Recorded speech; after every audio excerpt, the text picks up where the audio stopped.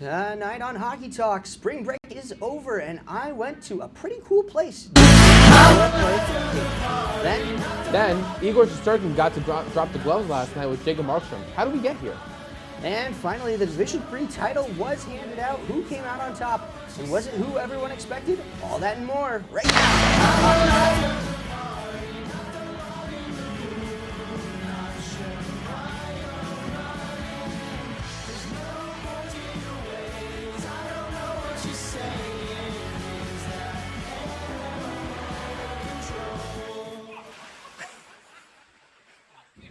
Welcome back to Hockey Talk, the show made by hockey fans for hockey fans. My name is Rob Finger, joined once again by Chris DeLuca, Evan Chomes, and Eric Palmieri, and we're here to talk hockey. Now, like I said up top, spring break has come and gone, and I was able to do something pretty cool over said spring break. I went to the Czech Republic, where I was able to go to a playoff hockey game for the Czech Extra League, the very one that Jaromír Jágr played in as little as a year ago. And it was his team that I saw, the Kladno Knights, were taking on Sparta Prague in the first round of the Extra Liga playoffs. It's hockey night in Czechia as the Czech Extraliga playoffs has its first round coming to an end tonight. This right here is Game 5 of a 5-game series between Sparta Prague and the Kladno Knights. 3 of the 4 games before this went to overtime, and Jaromír Jágr's Kladno team has been hanging tough with Sparta. The venue is O2 Arena, a 20,000-seat arena, the 3rd largest hockey arena in Europe, and I will say it put some NHL barns to shame in terms of fan experience. There was a pregame show on the ice that even included pyrotechnics. I can literally feel that fire from here. That's wild. But soon, it was time to welcome the teams to the ice. As much as this was a battle between the teams, it was also a battle in the stands.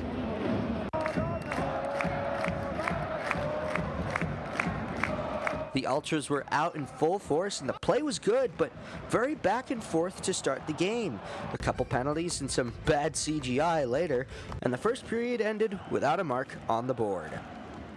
After the intermission, which included some on-ice hijinks, the second period started off with a bang.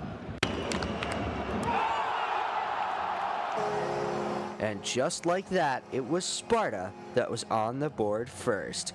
And I learned the true meaning of European scarf culture.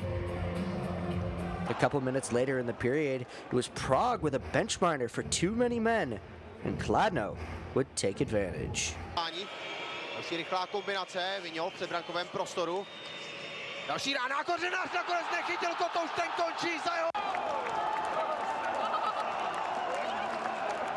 The rest of the second period was still tight as can be, with good scoring chances on each side, and the crowd was still into it as always. The third period was the most tense. Both seasons were on the line, and these guys were certainly playing like it. And then, the tie was broken.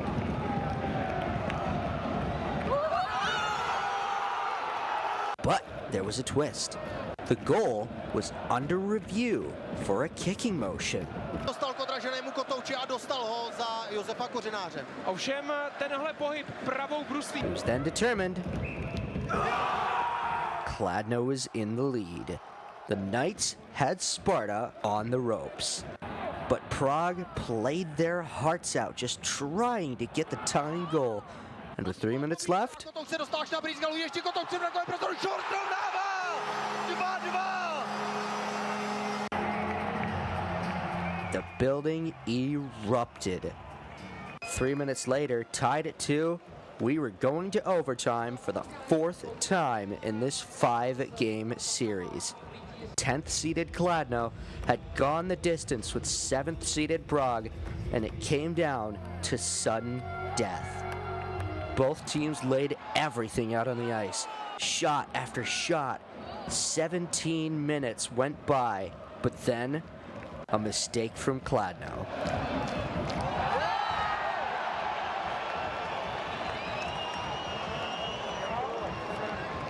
Kladno's Ultras were pissed, and it would be on this 4-on-5 that the series was decided.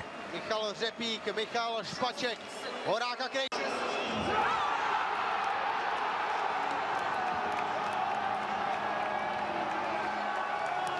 And it was Sparta Prague winning on home ice. Just like that, an amazing series between Prague and Kladno came to an end, with Prague moving on to play Pilsen and Kladno going home till next season. Speaking of that Prague versus Pilsen series, Sparta Prague actually was able to come back from a 3-1 deficit to win the series in Game 7, where they now play 1-seed Pardubice in the semifinals of the Extraliga. So what do we think about this European hockey, boys? I want to go to the game. I mean, that looked electric. That arena looked amazing. And Oh, all yeah. the fans were in it the whole time. It was also packed. insane. Yeah, it was. The whole arena was packed. Even just like the slightly bigger like ice surface, it's just so cool. Literally, like, it was also very hard to get those tickets. Shout out to my girlfriend's father, Ryan Earhart, for him and his Czech wife actually being able to get those tickets for us to go to O2 Arena to see that game. It literally, also, by the way, this is a Sparta Prague jersey for Michael Spacek. He had 2 assists that game, one for the first goal and one for the game winner as well. Winner. Oh That's yeah, awesome. so That's really it was a cool. fantastic experience, and to anybody who ever finds himself in Europe, just go to a hockey game. It's mental. Well, don't go away, ladies and gentlemen, because while the playoffs are going on overseas, we are pedal to the metal towards the playoffs in the NHL, and hands are getting thrown. We'll have all that and more when we return on Hockey Talk.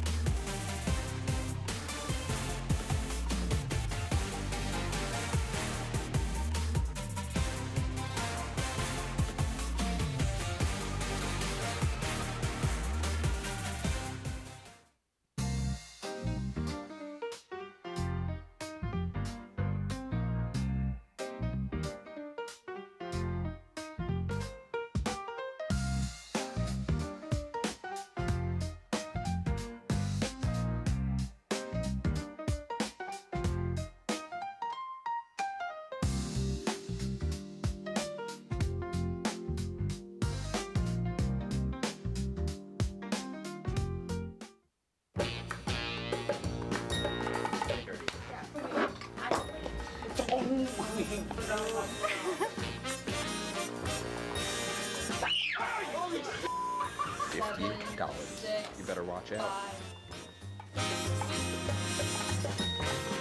He's gonna swat you like a bug.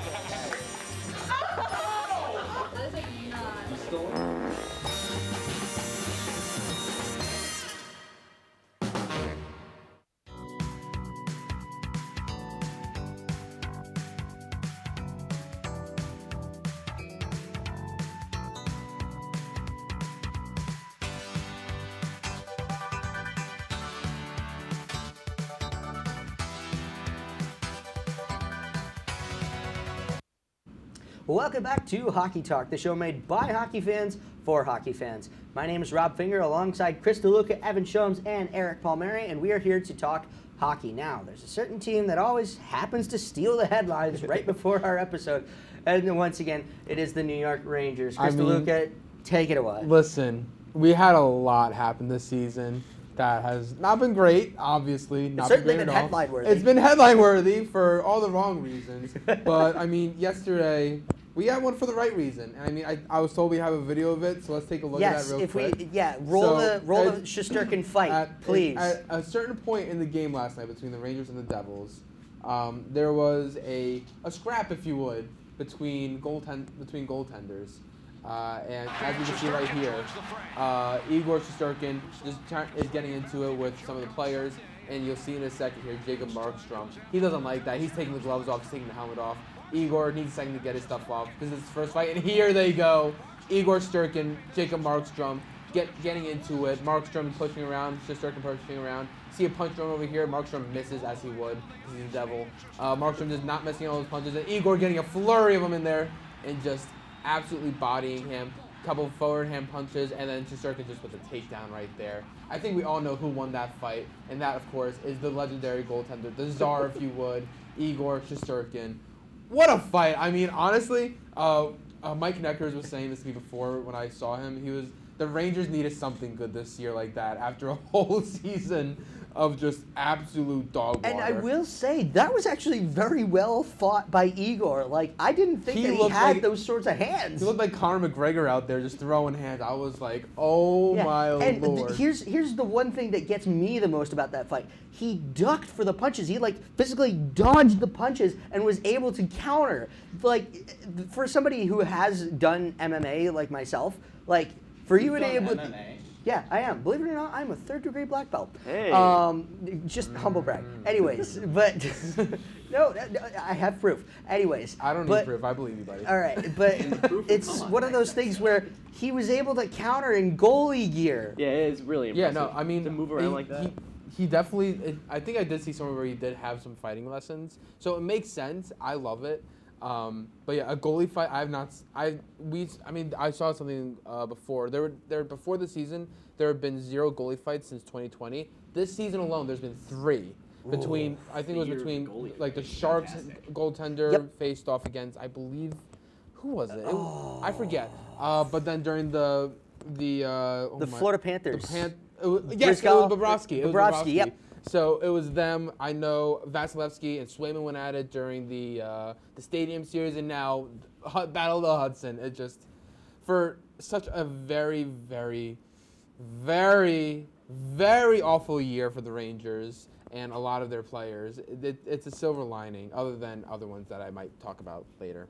Alrighty. Well, speaking of the city of New York, we have to go to the other team here, the New York Islanders, who have only been just on a bit of a heater, anyway, at least in the Calder run. Yeah, well, in the Calder run, I think that one's pretty much sealed at this point. Yeah, sadly. I mean, there's a few games left, but I think Schaefer's pretty much sealed this one. I think he's got the Calder. Who'd you say was winning at the end of the year? I thought it would be Demidov, but here's the thing. Jakub Dobish for the Habs is making himself a case now with 25 wins in, I think, like 31, 32 games. It's wild that he's been able to do that, or at least make it so that the Calder run is a question. But I do think that Schaefer's still winning. Some competition I'm is sleeping nice. on him. That's he ain't doing anything. Sorry, I'd be happy to have some competition. You know, Schaefer kind of ran away with it early in the season. Yeah. But I can't totally say the same for the team as a whole. We're holding on to our playoff position right now, but our last 2 games have been some pretty brutal losses. We went down 8-2, I believe it was, against 8-3. My bad. I give us that point. 8-3 against the Penguins, which is bad, especially because we're neck and neck with them. They're a point ahead of us in the standings. 3 points. Or 3 points now ahead of us in the standings. So things aren't looking great, especially because then we lost again to the Sabres last night. Thank you for that. It's the 25-26 Sabres, though. Like, this guy has had it good. Yeah, I know. For the first time in like 15 years. You started Sorokin The only reason they're back-to-back. starting Sorokin back-to-back is Wad just trusts him, honestly. Riddick has been a little bit iffy as of late, so it's kind of okay to throw Sorokin out there a few times. I think they are overplaying him a little bit, but also you trust the guy. I mean, he only let up. Against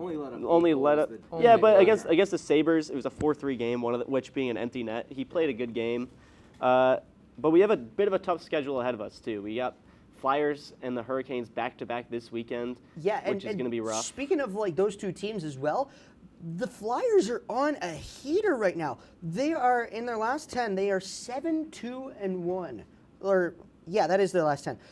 7-2-1 for the Flyers, and they are tied for 3rd place. That's in the wild card race anyway. In the wild card, it's Boston, Columbus, and then 3 teams tied for 3rd: Ottawa, Detroit, and Philadelphia. But Philadelphia seems on the come up. So the Islanders might have a little bit of a especially for us. Whenever we play the Flyers, it's always a physical game. So to go from that physical game to play against the Hurricanes the next day, I don't know. I'm a little nervous. I mean, hey, the Habs were able to beat the Hurricanes the other day, so I'd have hope for you. I hope we make the playoffs, but I mean, That's about all I got for. I think my prediction is if the Islanders don't get one of the actual divisional positions, they will get a wild card position. I'm hoping we at least make it. I think we have a very high chance of at least making it, but I can't help be a little nervous. Fair enough. Well, one team that doesn't have to be nervous is this guy over here, the Buffalo Sabres. Who would have thought that at the beginning of the season? This guy's the guy that's safe. No, I wouldn't have thought. No, Yeah, I expected maybe a wild card slot. I did not expect first in the Atlantic. No, I don't think anybody did. I didn't expect a playoff spot. Dude, we were last in December. This still feels absolutely wild. Aren't you guys the best today team? For my playoff beard. It's going to be coming in, I swear. A Buffalo Sabres fan is starting a playoff beard. Yeah, What it's are not we? an April What Fool's year joke, is I it? swear. What world 2000? are we Not an living April in right Fool's now? joke, Is I it swear. is it 1999 all over again?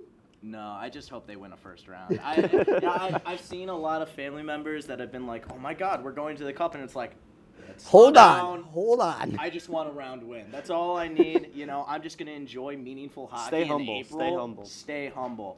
But oh my gosh, it's been so nice. Like Kevin Adams got booed out of Buffalo for being, kind of a bad GM. The 7-year plan kind of took a little long, but his pieces are starting to click, and it starts with UPL, who is finally playing his best hockey since like 2022, 2023. He's tied his career high in save percentage. He's 9-2 since January 22nd.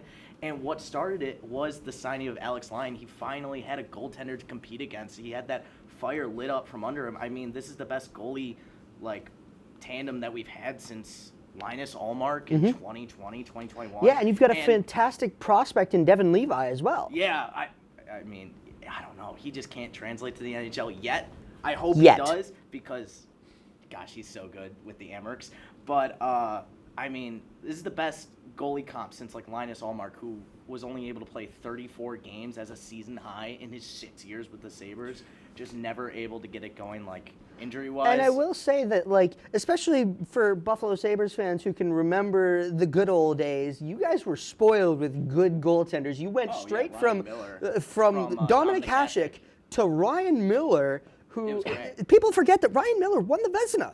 Yeah, no, I have a Ryan Miller jersey that would fit me like a crop top now. But I mean, I want to get another one. But he was so fun to watch as a kid. But it's really nice after the probably decade-long drought of just really, really bad goalie to finally see some consistency in there. But really what's been the heart of the team has been just the pieces that they have.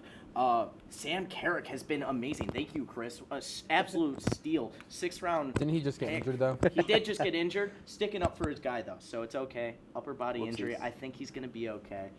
Evan, I hate you for that, but it's okay. 6th round pick for a guy that has 5 goals in 13 games. It's guys like that that have just made this team spectacular. Fantastic. And then another team that's, well, humble brag, having a spectacular season right now is the Montreal Canadiens. By the way, this is not a Montreal Canadiens hat. This is actually an Expos hat. By the way, since the last season, baseball season has started up, bring back the Expos. Anyways, but Habsland right now is just vibing. We are on a 6-game winning streak. Cole Caulfield is going to be, or looking to be anyway, their first 50-goal scorer since 1989-90. Here, I have it pulled up. The last time a 50-goal scorer was on the Montreal Canadiens, it was Stéphane Richer with 51 goals, just barely, in 1989-90, a couple of years before they did win the Cup in 93, the last Canadian team to do that. Haha, I will always point that out. And only 6 different players in all of... Huh? It's not a good thing to point out, buddy. Well, it's a thing that, the Habs might change in the next couple of years. I'm not saying it's this year. 93. 93, 94 over there. Still a year later. A year later, and it's just about as long. Anyways, but only 6 different players so far in all of the Habs history since 1909 have scored 50 goals in a season. Maurice Richard, Bernie Boom Boom Geoffrion, Guy Lafleur, Steve Shutt, Pierre LaRouche, and Stéphane Richer. We have not had a 50-goal scorer in 36 years. I'm getting a call from Jenna Van Tomshay. Okay, if you would like to answer. Oh, wait. Never mind. Oh, boy. All right, but nonetheless.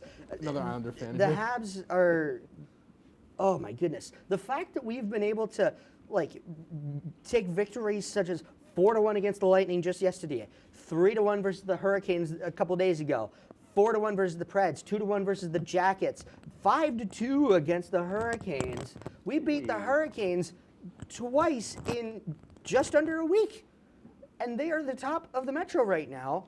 So honestly, I think that's a good sign for the both of us as Atlantic Division teams. Yeah. Clearly the best division in hockey right now. Oh, 100%. Oh yeah. Well, Paul, wait, real quick. I got Oh, an boy. Islander fan on the phone here, Jenna Van Tom. Do you have anything to say about the Islanders? You're on there.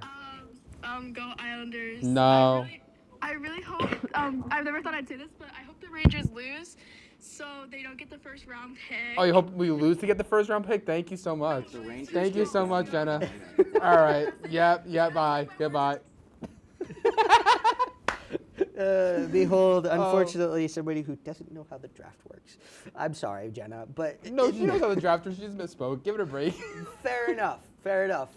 Anyways, Oh, my Lord, that's but hilarious. yeah, Habsland is just going nuts right now. The Bell Center is rocking, and we are hoping to bring this vibe into not only the first round, but hopefully the second round as well. Well, drama is happening all around the hockey world, including in the Division III National Championship game, which just happened this past weekend. Who took home the title? Well, we'll find out when we return on Hockey Talk.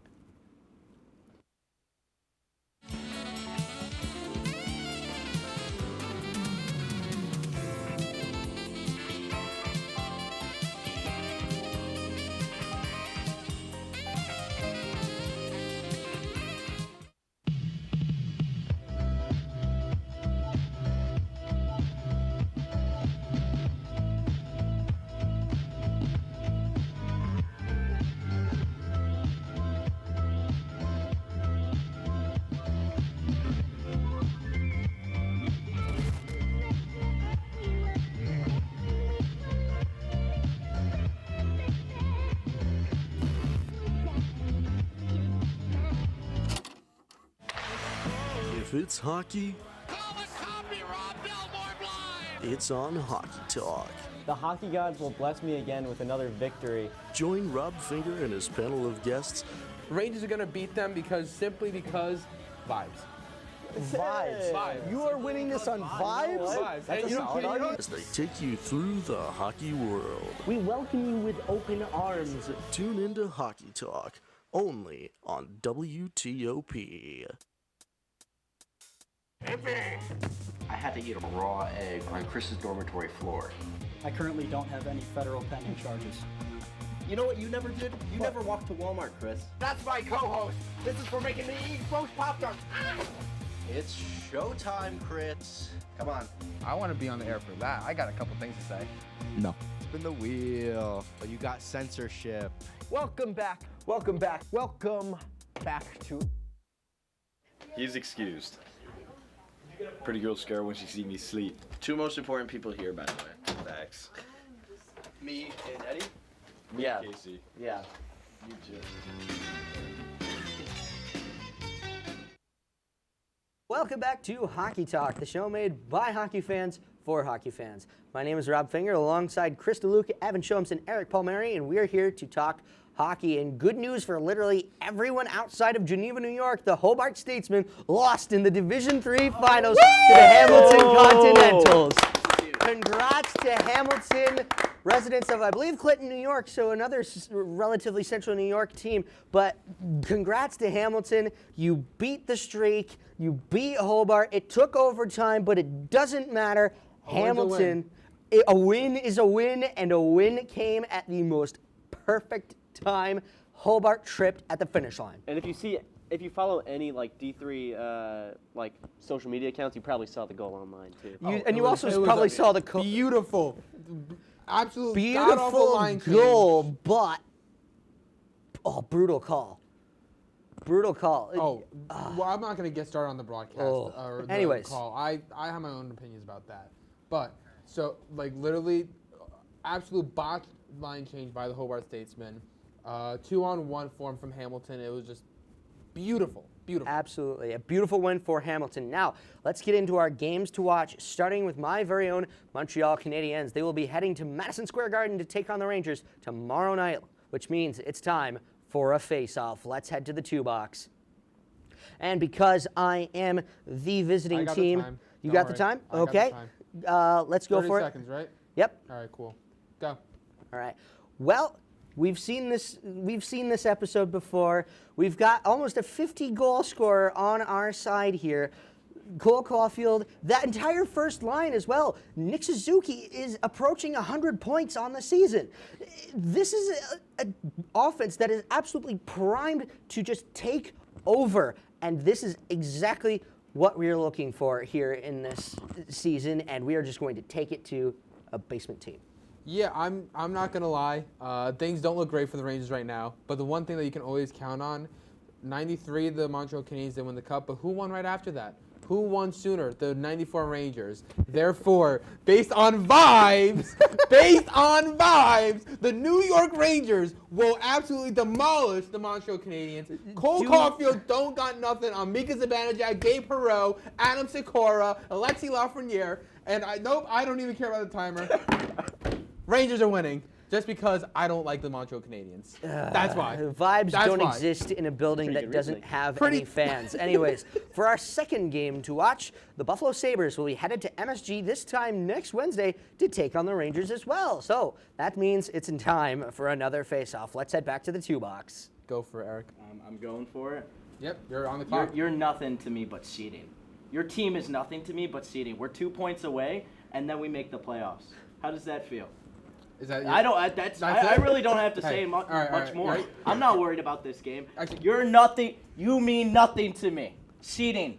Can we come back to Camp 2? For a second, I want to show this real quick. So, Eric, I want to congratulate you on finally having some sort of relevancy. Thank you. Because it's going to be the only time you're ever going to feel it. Yeah. You got so lucky being in the basement of the league and then going straight to the top. UPL, yeah, he may be on a tear, but he's washed. He's overrated. There's no one better than the Igor Shesterkin of the New York Rangers. And you know what? He's going to show up that night. He's going to demolish any pucks that are shot at from Tage Thompson or whoever the heck is on the Sabres at this point. Sam Carrick doesn't have anything on the Rangers. Botched Ranger. No one cares about him. No one cares about the Sabres. Screw the timer. You're Sabres finished. are going to win by the power of friendship. The power of friendship don't got nothing on absolute Stanley Cup. Also, one other thing real quick. The Rangers are going to win both those games just to say screw you to me and the draft lottery. Fair enough. That's fair the enough. reason why they're Finally, for our last game to watch involves the New York Islanders as they host my very own Montreal Canadiens on Sunday the 12th at UBS Arena. This, of course, means that we're going back to the face-off circle. Let's get back that 2 box.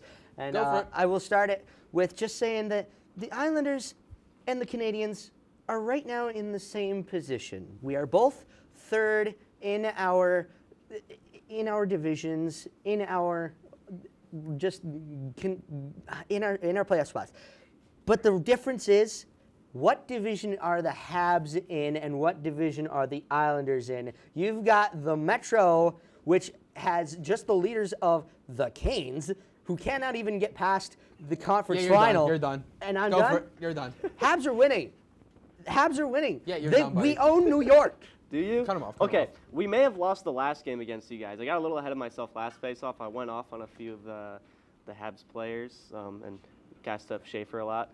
But I don't know. These next few games for the Islanders are must-wins. And when the Islanders actually have to lock in and put their heart into it, they've got a lot of heart. I think if they're going to put their all into these next few games, especially that one, that's our second to last game of the season, right before the Canes, a game that might be kind of difficult, is a must-win. And when we're put in front of a must-win, we hope to win. So I think we win.